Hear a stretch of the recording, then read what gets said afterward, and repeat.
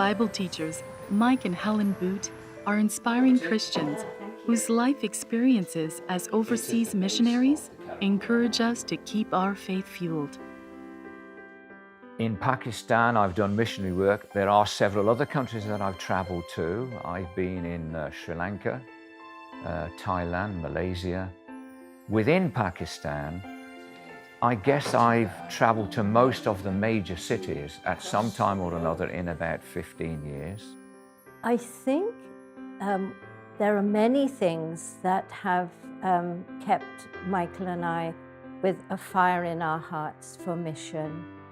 I think one of them is a real sense of responsibility toward the next generation. When the call had come for us to leave and go to Pakistan, we really felt that's what God was saying to us.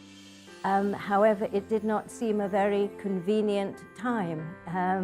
And so it was encouraging to hear that God was assuring us that He was watching over our own family, who were then in their late teens. Well into their 50s, Mike and Helen left their 4 grown sons in good hands at home in England and took a bold step of faith to live and work as missionaries in Pakistan. The living conditions in Pakistan are actually quite varied, and there are multitudes who live in very, very tough situations. There were times right down in the south where we slept on a charpai, which is the string bed, out in the open, because under the straw roofs there would be spiders and even rats could fall through the roof at night. There were times when I shared the bed with about 3 other ladies and a child. The Christian homes that we often visited in villages and towns when we were called to go and serve them were very poor. Largely the Christian community live in poverty, single rooms, bad water, and on an occasion we drank bad water, so we suffered. Mosquitoes are quite friendly in Pakistan as well, and malaria and dengue fever was common. But we never ever, I don't think either of us ever felt that throwing in the towel, going back home was an option.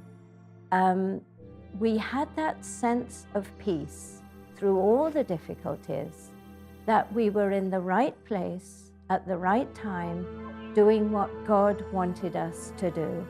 Being chased by the Taliban was down in the south, on a desert road coming up from Sindh to the Karachi direction, I remember. They had the red and white bandanas and neckerchiefs around their mouths, and they passed us first time with about 9 fellows in a vehicle. Everyone had guns, revolvers, automatics, showing that they were in charge and they could take us any moment. So we prayed, and that vehicle again dropped back, and then we looked and it had gone. Helen and Mike are not slowing down and are currently involved in several mission projects. They maintain a fresh passion and excitement about their faith and have not lost the awareness that they owe everything to God. I think it's no doubt very possible to lose your sense of passion and fire in our Christian faith if we don't really walk closely with the Lord Jesus Christ. I think it is fellowship with Him that sustains us.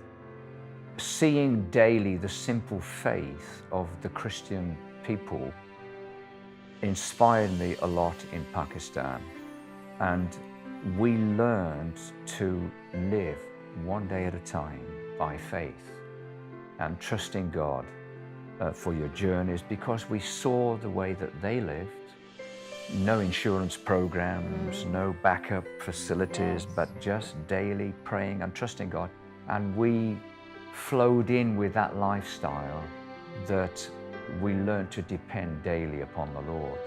And yes, this is not so easy a lesson to learn in the West because we have so many other things to help us.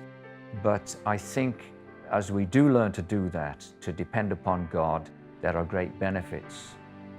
We learn to know Him better. Yes, that's for sure.